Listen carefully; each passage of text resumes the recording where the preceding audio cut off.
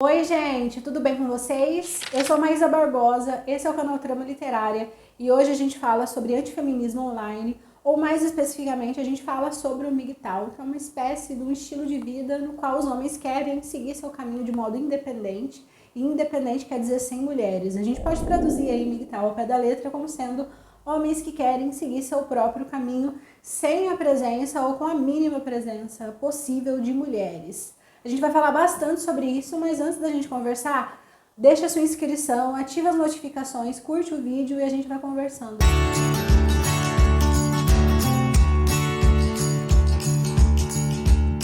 Bom, se você já acompanha aqui o conteúdo do Trama Literária, eu já aviso que talvez esse vídeo ele pareça muito mais teórico do que os outros. Eu sempre tento fazer com que os vídeos aqui do canal não tenham cara de teoria, mas esse eu preferi.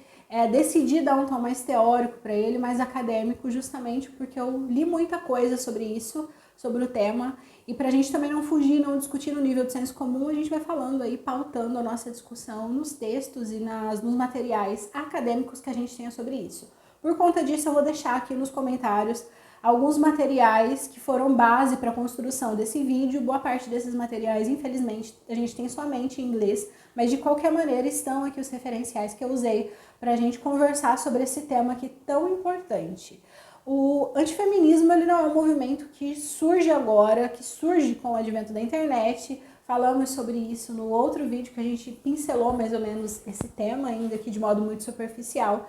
Mas como é algo, como o MGTOW especificamente, é algo que eu não conhecia até acho que 2 meses atrás. Talvez eu não soubesse nem do que se tratava, acho que eu nunca tinha ouvido falar, mas sabia que existiam movimentos e organizações antifeministas. A partir de um determinado momento no canal começou a surgir muitos comentários de pessoas criticando o conteúdo de uma perspectiva de autodefesa, vamos dizer assim, e alguns desses caras usavam essa sigla MGTOW, e aí eu fui tentar buscar entender o que estava acontecendo, do que se tratava, e aí eu fui percebendo como que se organizava e como que se estruturava esse pensamento, e fui ficando curiosa e fui buscando saber mais.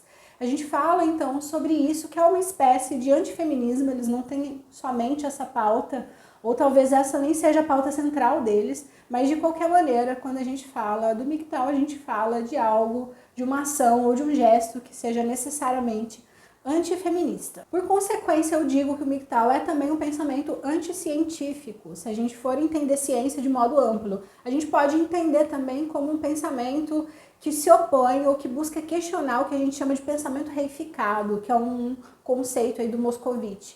A gente pode dizer que conhecimento reificado é esse conhecimento que circula dentro das universidades, que circula dentro das academias, que não está acessível à massa, que não está acessível a toda a população, e quando chega à população é de maneira muito mastigada, é de maneira muito simplificada. O pensamento feminista hoje ele já é um pensamento reificado. Por mais que a gente tenha um feminismo muito popularizado, a gente tem um feminismo que corra aí no discurso das adolescentes, no discurso das pessoas que às vezes estão muito longe das universidades, mas a gente tem em contrapartida um conhecimento e um pensamento feminista que ele é muito acadêmico, que é às vezes inclusive muito difícil da gente compreender teoricamente, porque é já um pensamento muito elaborado, construído aí ao longo das décadas, e por conta disso eu afirmo sem sombra de dúvidas que o MGTOW ele é, da mesma maneira, um pensamento anticientífico ou um pensamento que é contra e que questiona e que tenta invalidar isso que a gente chama de conhecimento reificado. Como todo pensamento anticientífico contemporâneo, o MGTOW tem sua base firmada em 3 aspectos. Primeiro, que é no aspecto do universo virtual. Ele é um discurso que ganha adesão e que se populariza especialmente a partir das redes sociais. Então são pessoas em suas casas conversando a partir de suas redes sociais, a partir dos seus computadores, dos seus celulares, encontrando outras pessoas em diferentes espaços do mundo que tenham essas mesmas indignações que eles têm, que tenham esses mesmos incômodos que ele tem. Também é um pensamento fundado no desejo de negar aquilo que não se conhece. Então, se a gente for pegar o pensamento anticientífico, qualquer um deles, a gente tem esse desejo, essa busca de negar aquilo que eu não conheço. Então, se eu não entendo muito bem sobre as vacinas, o que eu digo? Que vacina causa problemas, que vacina causa doenças, que vacina é aí uma conspiração da indústria farmacêutica de produzir doenças e tudo isso que a gente ouve falar demais. Também um discurso que surge a partir de uma determinada sensação de impotência. Então, a partir do momento que tem algo que eu não conheço muito bem, e eu encontro virtualmente outras pessoas que também não entendem aquilo muito bem, que também não concordam com aquilo a partir da não compreensão, eu vou construindo, eu vou fazendo crescer esse meu sentimento de impotência, justamente porque eu vou me sentindo atacado a partir do momento que alguém vai apontando minhas falhas. Se a gente for pensar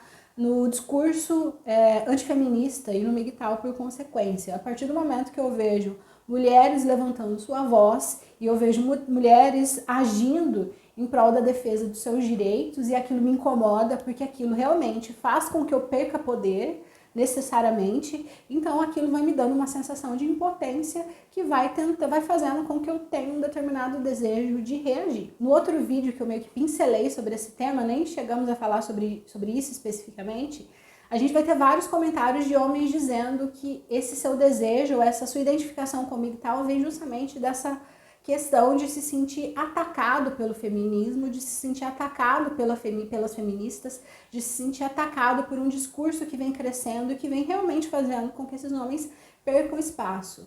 Necessariamente o feminismo faz com que os homens percam espaço, mas vamos pensar só, se a gente tem um sujeito ou um tipo de sujeito dominando, né, com o patriarcado, a partir do momento que as feministas começam a se levantar e que começam a pedir espaço dentro dessa rede de poderes, a gente vai percebendo que esses homens eles vão de fato se sentindo impotentes, porque eles não estão muito acostumados com essa questão de perder. Bom, se eu dominei por todo esse tempo, ao longo de todos esses séculos aqui, quando chega alguém querendo dizer que, olha só, é um sujeito com vontades, com desejos e que também quer agir, também quer fazer as mesmas coisas que eu faço, eu vou me incomodar diante desse sujeito e eu vou dizer que eu preciso me defender, eu preciso tirar ele da minha vida, eu preciso, pelo menos, tirar ele da minha vida o máximo que eu conseguir. A gente vai falando sobre essas nuances e sobre essas contradições do MGTOW que são diversas. De fato, os movimentos feministas buscam e desejam provocar uma série de transformações dentro da sociedade, isso é inegável.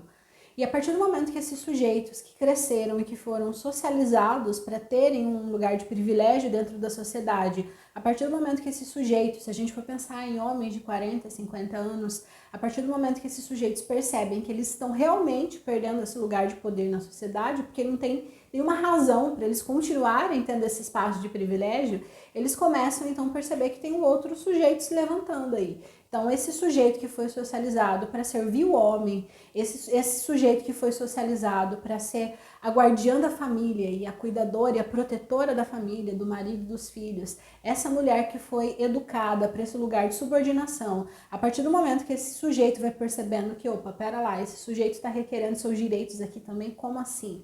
Obviamente, isso provoca uma sensação e um incômodo para esse sujeito que está aqui, ó, nesse lugar de privilégio, justamente porque ninguém quer perder o que tem. Se a gente vive numa sociedade que estimula embates de poder, que estimula relações de poder, a partir do momento que esse sujeito que tem mais poder se vê perdendo poder, ele vai bater o pé e vai reclamar. A partir desses embates, o que caracteriza então o MGTOW? A gente pode dizer que ele é um discurso ou um estilo de vida, como eles gostam de dizer, que se caracteriza pelo desejo, pela busca de construir uma vida, de construir a vida dele sem a presença de mulheres. Então eu sou um homem que de repente eu percebo que as mulheres podem me fazer muito mal, eu percebo que essas mulheres podem me prejudicar muito ao longo da minha vida, então eu vou tentar construir uma vida, a minha vida sem a presença de mulheres, porque isso vai me trazer maior sucesso econômico, isso vai me trazer maior sucesso social, isso vai me trazer mais paz.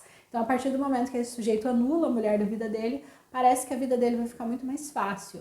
A gente tem algo que, se a gente for analisar de uma perspectiva simplista, não parece tão mal intencionado assim. Então, todo mundo pode escolher construir sua vida sem a presença do outro sujeito. Então, esse não é necessariamente o problema. A gente começa a enxergar problemas quando a gente vai buscando. Mas quais são as razões desses sujeitos para quererem construir sua vida sem a presença de mulheres? É aí que a gente vai encontrando as contradições e é aí que a gente vai percebendo esse ataque ao feminismo e esse desejo de construir e de solidificar um pensamento e um discurso antifeminista. O MGTOW ele não surge no Brasil, ele vai surgir em países da Europa, em países da América do Norte, e ele tem como característica fazer com que esses homens se encontrem virtualmente para poder questionar e para poder debater tudo isso que as feministas estão fazendo com eles, tudo isso que a feminista está destruindo na sociedade, todos esses valores que as feministas estão lutando contra.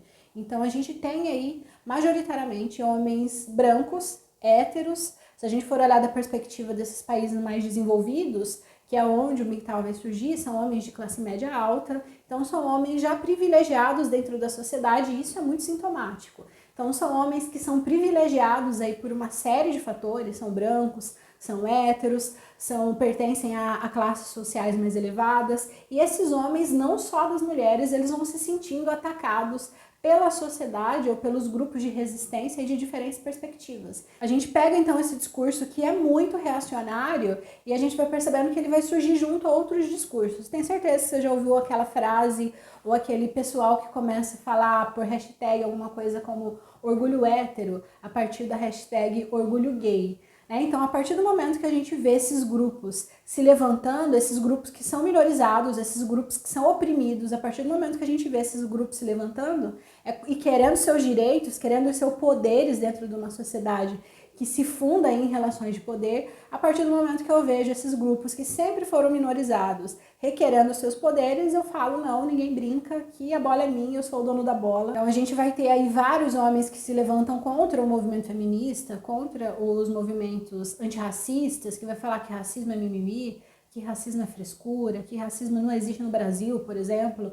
Tem o pessoal que vai se levantar contra o pessoal que luta aí pelas causas LGBTQIA+.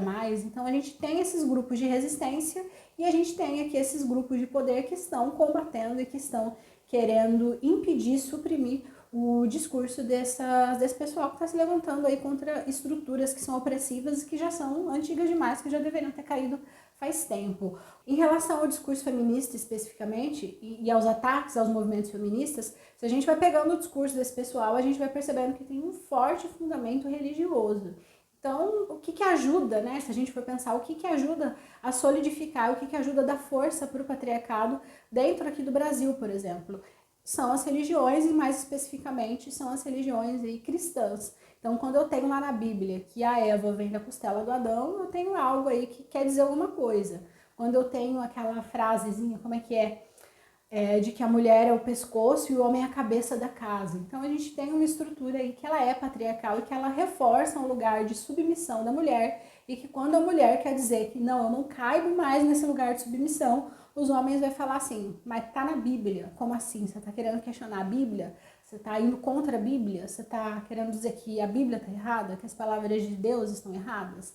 E aí vai jogar, inclusive, com um discurso de culpa dessa mulher, porque aqui no Brasil, que é um país extremamente religioso, se alguém te ataca e se alguém tenta te ferir usando a religião, é muito provavelmente que você seja uma pessoa religiosa que vai sentir aquilo em algum lugar aí da sua subjetividade. Quando a gente vai analisando mais a fundo o estilo de vida MGTOW, então a gente vai percebendo que ele é muito mais do que um discurso de resistência ao discurso feminista. Ele tem uma base aí profundamente misógina, porque como assim?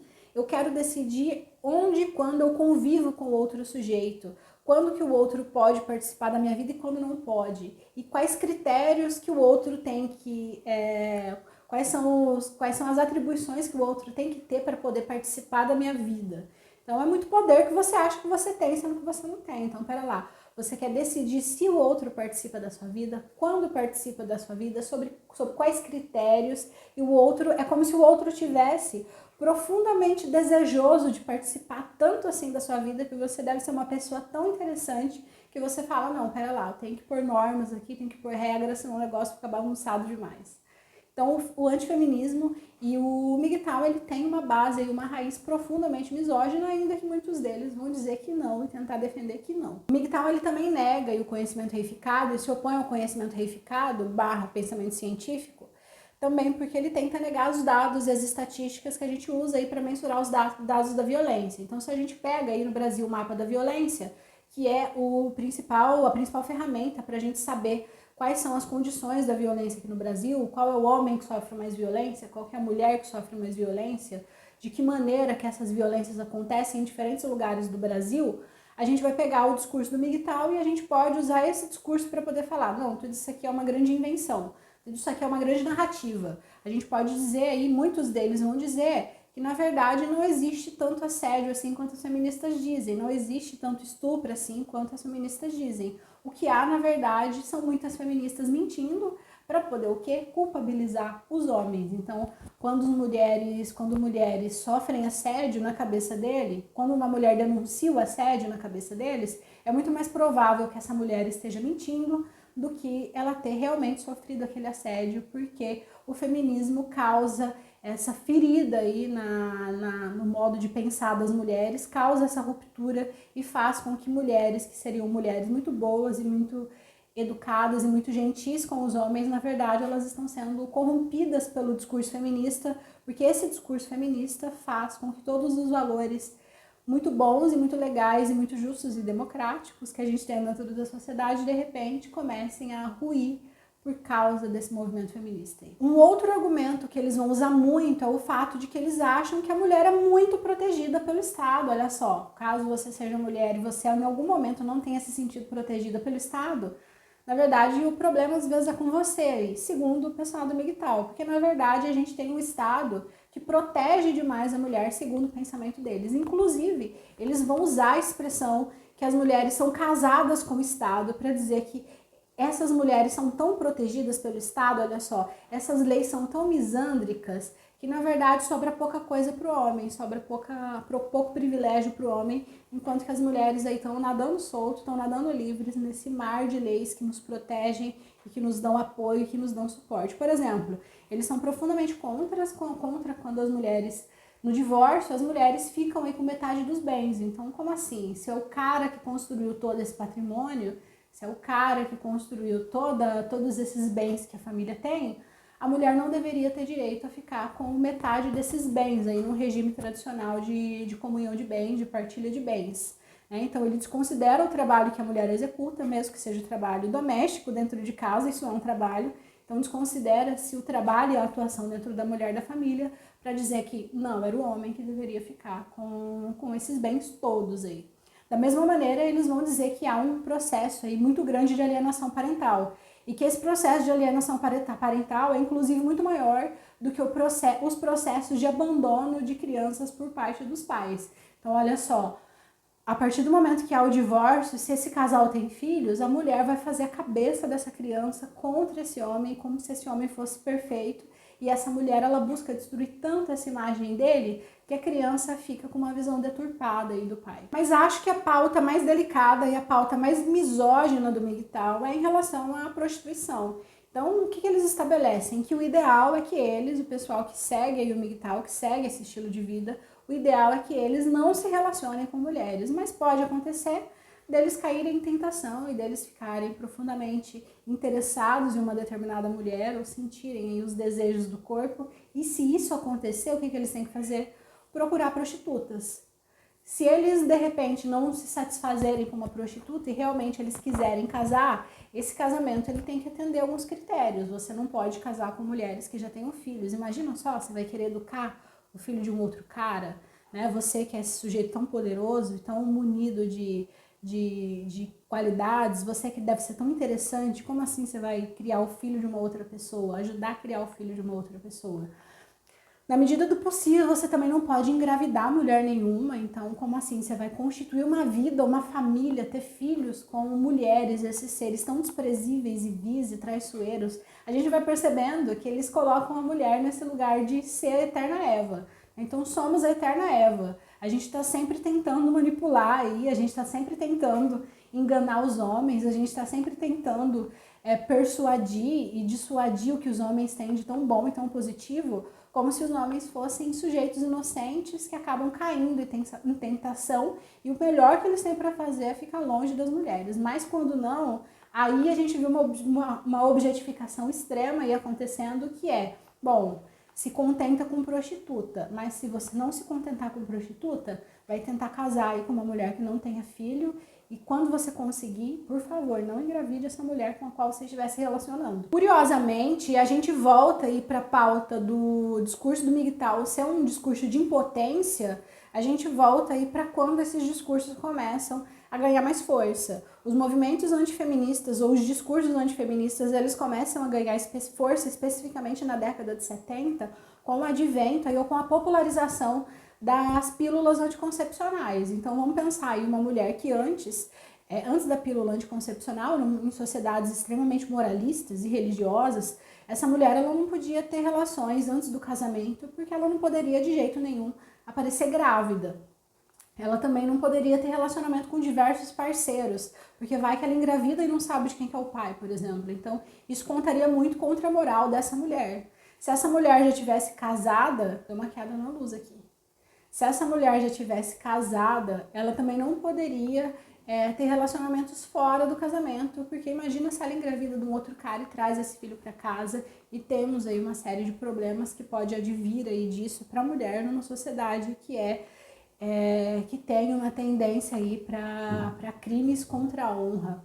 Então a gente tem aí uma série de discursos que vão se proliferando e que vai crescendo, especialmente a partir do momento que a pílula ela dá essa liberdade extrema para a mulher, né? Não coincidentemente, essa revolução, a revolução sexual, ela começa quando chega a pílula para a mulher. Então, a partir do momento que a mulher consegue controlar seu processo reprodutivo, isso dá muito poder para a mulher, isso dá muita força para a mulher, e os homens começam, obviamente, a se levantar, porque como eu disse lá atrás, quando você tem o poder, você não quer dividir. Se a gente alia esses dois elementos, esse levante contra a revolução sexual e esse levante contra a emancipação da mulher de um discurso religioso, a gente percebe a tendência desses homens aí a querer que as mulheres voltem para esse espaço e voltem para esses lugares de subordinação que o discurso religioso sustenta muito bem. Não por acaso muitos desses homens vão buscar atacar a mulher, buscar atacar as mulheres que convivem com eles, justamente nesse aspecto aí. Pera lá, você está questionando a palavra de Deus, está questionando a moral religiosa, quem é você? E isso dentro de uma sociedade religiosa tem muita força. Um outro aspecto que a gente vai perceber que também é bastante atacado é o aspecto da diferença aí da biologia e da cultura. Então, uma das coisas que o feminismo foi ajudando a mostrar é que existem coisas na nossa formação que são biológicas, mas existem várias outras que são culturais. E muitas vezes essa formação que é cultural, ela é entendida como biológica. E quando as mulheres se levantam e dizem que não é natural que a mulher tenha e o instinto maternal, não é natural que todas as mulheres vão desejar ter filhos, esses homens vão questionar, dizer que essas mulheres estão querendo virar o mundo de cabeça para baixo, justamente porque isso está na Bíblia, isso é religioso, isso é biológico, a gente é assim, e tudo isso que se constrói, ou tudo isso que vai se dizendo a respeito dessas verdades que eles afirmam existir, dessas verdades que eles acreditam tanto, isso vai começando a ser combatido e vai começando a ser desmentido por esse sujeito, justamente porque busca esse desejo aí de fundamentar essas diferenças na biologia. Porque dentro da biologia é muito mais fácil acreditar que o homem realmente ele tem direito aí, mais direitos dentro da sociedade porque ele é superior. Quando a sociologia e a cultura vai dizer que não tem nenhuma razão para o homem se considerar superior, a gente tem novamente esse homem aí que não sabe dividir o brinquedo, que não quer dividir a bola aí na brincadeira, que quer digitar as regras do jogo, a gente vai perceber esse homem se levantando e atacar quem também queira o protagonismo. Bom, gente, essa foi a nossa conversa de hoje. Se você gostou do conteúdo, compartilha. Não esquece de conferir as referências que estão todas listadas aqui na descrição do vídeo. E até mais!